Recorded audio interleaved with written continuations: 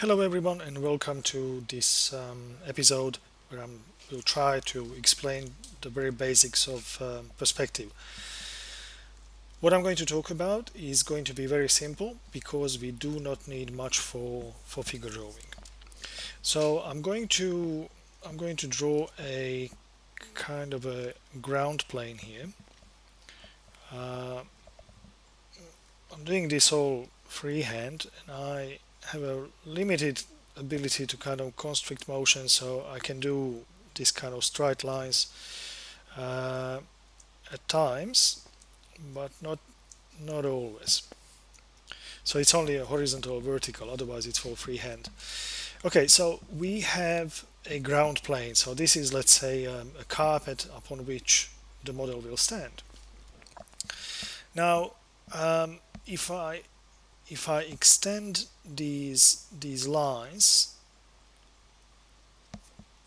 where they meet is going to be a this point is called the vanishing point, VP. Now right through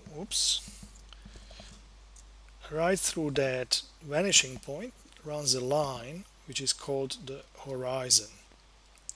Now the horizon is always the eye level of the person who's viewing the scene. So if you are drawing a model, the level of your eye is the eye level. If you look straight up, just into nothingness, where the world ends, where the sky meets the earth, that's a straight line called horizon. Now, in reality, the earth is curved, so if you looked really far away, that straight line will actually be curved. But that's a detail. So, essentially, you have a horizon upon which lies a vanishing point. This is called a one-point perspective because everything that's in the picture, all these parallel lines, if you were looking at this, let's say a carpet or a checkerboard lino, if you were looking from the top view, this is what you would be seeing. It would be a rectangle, but because it's put down, this end of it is kind of gone down, you have it in perspective. Suddenly it's lying down on the ground. So all of these parallel lines that we had here initially when looking from the top, they will converge into one single point in far distance, and that's the vanishing point. Okay, this is the traditional kind of representation. If you have, railway tracks or very long straight line of road, you're just looking down, and the two sides of the road will meet in a single point. That's the vanishing point, and that point will be lying on horizon. That's the line, the level of your eyes. Okay, now if I put a a cube standing on this ground plane, the cube, which its face is facing directly to us, so it's really parallel to all of these lines, so it's really facing us.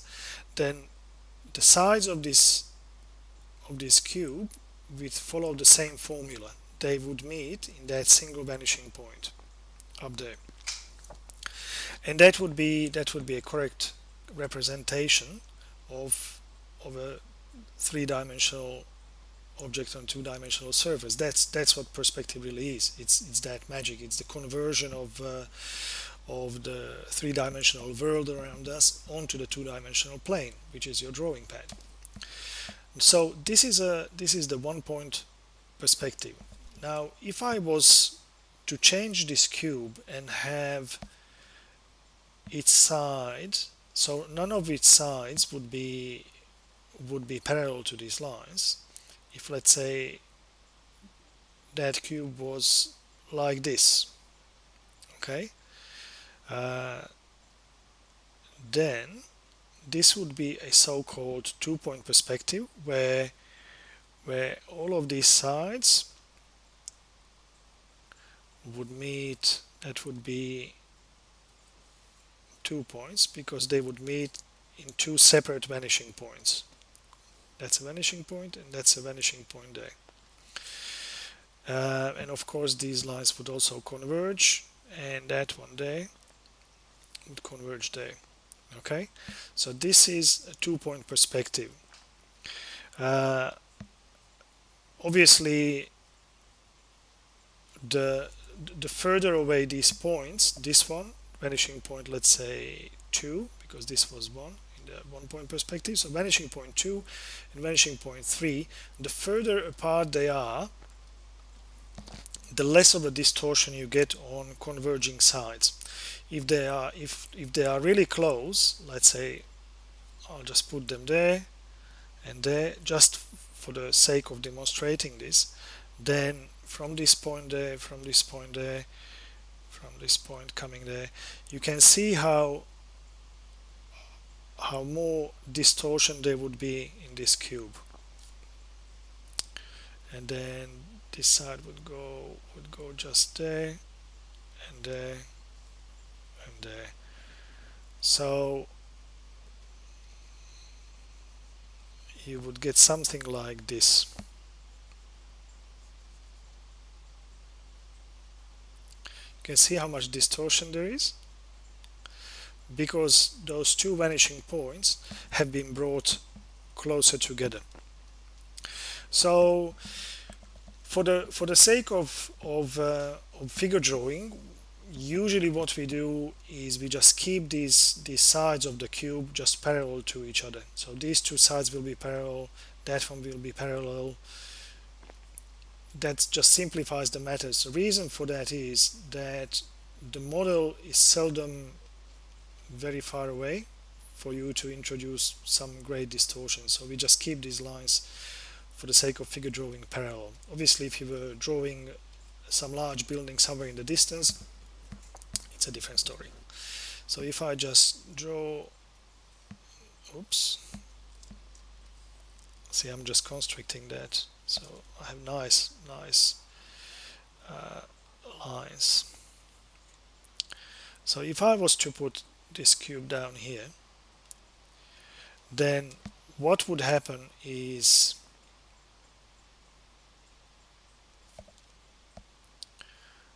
these sides would meet here, these sides would meet somewhere there, and this is all good.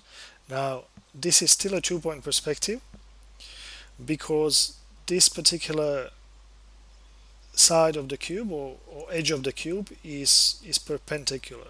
So the point I was making in this exercise was that if something is above your eye line, your horizon, you would be looking at it from its bottom, and if something is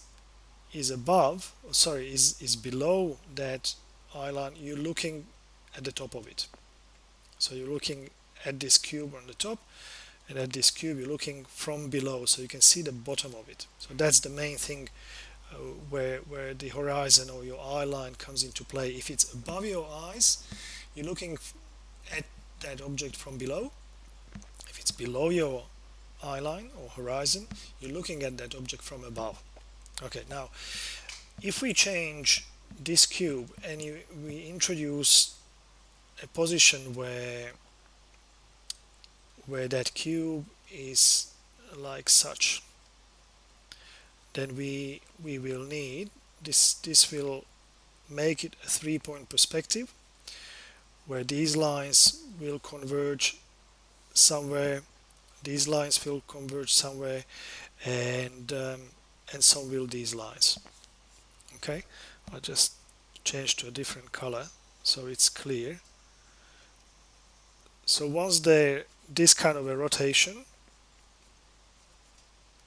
where none of the edges are perpendicular to our view, then these two lines will converge, and I'm making it really rough so you can see that they are converging somewhere there.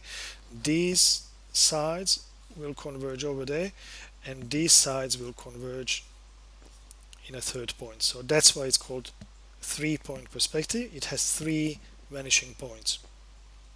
Okay, hopefully this is all clear. I'm going to I'm going to create a new ground plane, just so, oh, not necessarily, don't even have to. Okay, so what we were talking about is, let's say, oops, switch back to that other ink. So let's say we have a draftsperson here ready to draw something nice,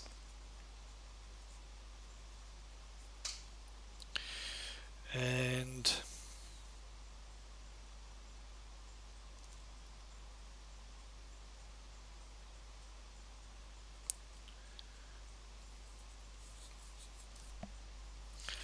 let's say that he's doing the right thing, and while sitting down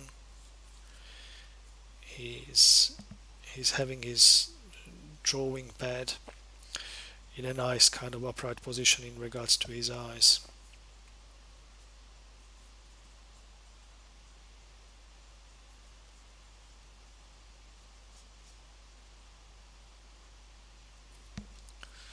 So, and he's kind of holding it like that. There's the hand.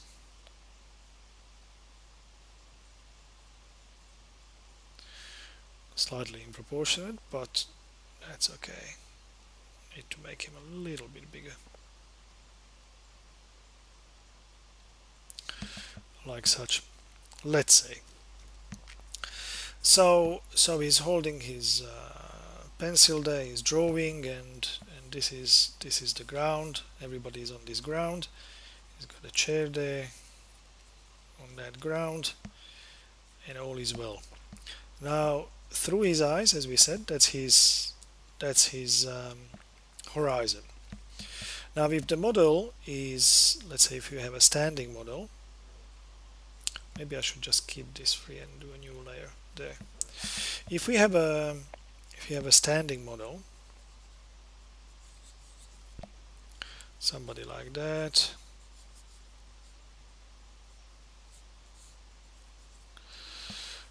with some sort of a pose.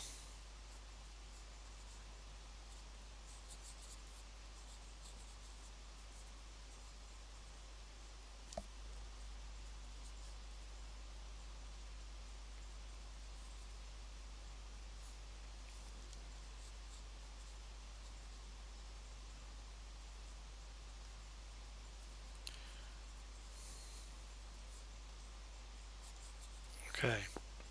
So if we have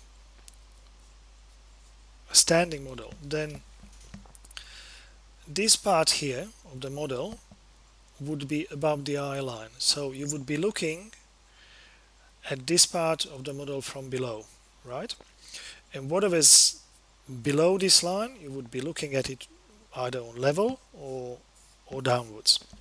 Now this makes a lot of difference, because if I draw, let's say, this figure as a series of cubes, then the head cube you would be looking from the top, and the chest would be partly from below and partly, I'm drawing the side, maybe I should have drawn it like this so it's all consistent.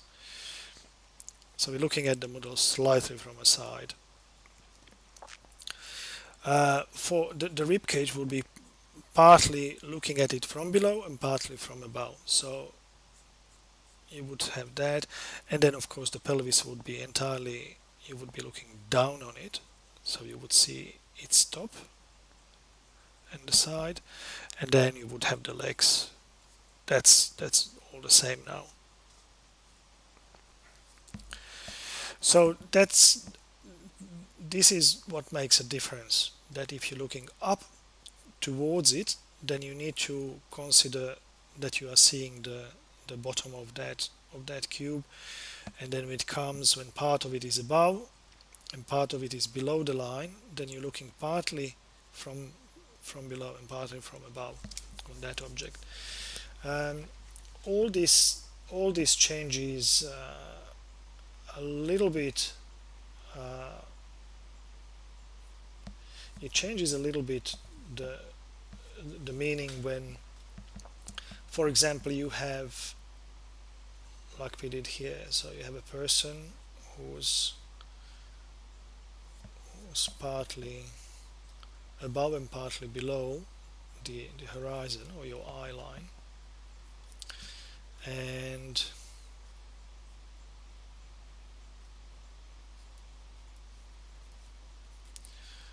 standing nicely, almost to attention.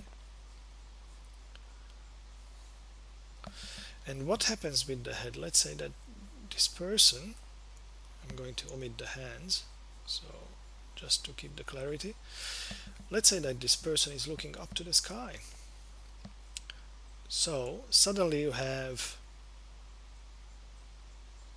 would have a problem, because, or quite the opposite actually. What I meant to do is this person is looking down towards its feet. That will be better. Now in that case we have a slight problem, because suddenly the cube that would be neutrally like that, you would be seeing its bottom, right? Because you're looking from below. But because that same cube suddenly is tilted downwards, you're looking at it towards its front.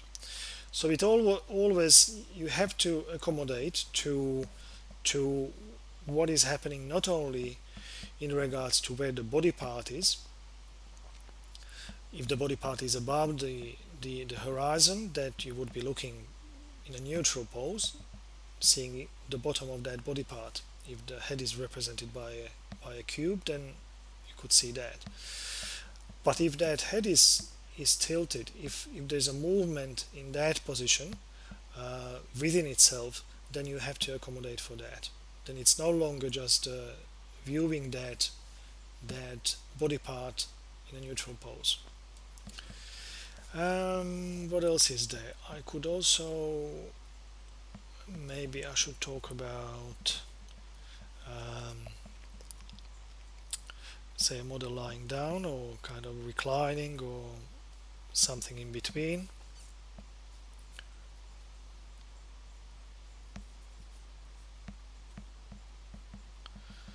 Something like that. And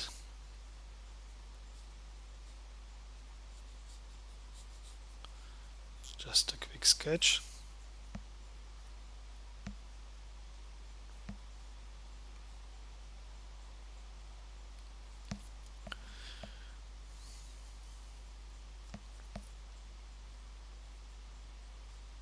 So again, in this particular example, you're looking at the model from above. So all of this would be kind of looking down. So that cylinder, the you would be seeing it as looking down on it. If or this even the hand or the lower arm, that's even better, because that's really a cylinder. But you would be seeing its top kind of, that it would be pointing downwards. Now the same thing applies to the head as it is now. If I replace that with a cube, then you're seeing a bit of the top of it. You're looking down on it. But if that head, if this model thinks, oh, I'm just going to have a more of a relaxed position here, let's say that's where the nose is, so this model is looking up, then suddenly that cube changes quite dramatically. Suddenly you're looking that way, and this is where the neck comes in. So you're seeing the jawline, and then you see the rest of with the nose sticking up from the face. But if at the same time, not only that the head is tilted backwards, but away from the viewer, so that's where the nose is. Okay. Again, you have to accommodate, and now you have to put the cube in this position.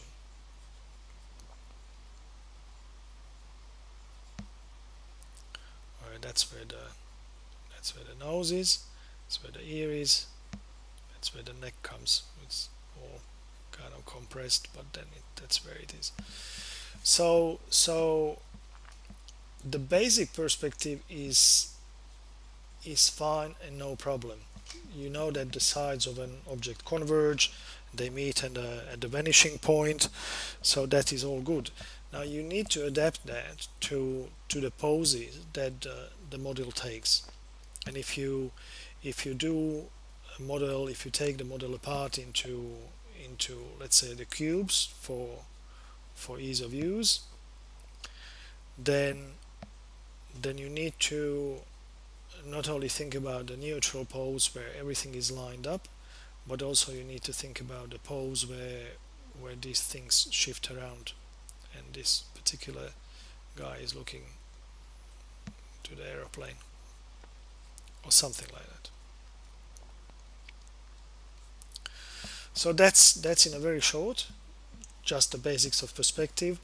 It really boils down to relationships amidst the body parts, and like I said a few times before, sometimes what works for some people, what works are kind of rectangular shapes.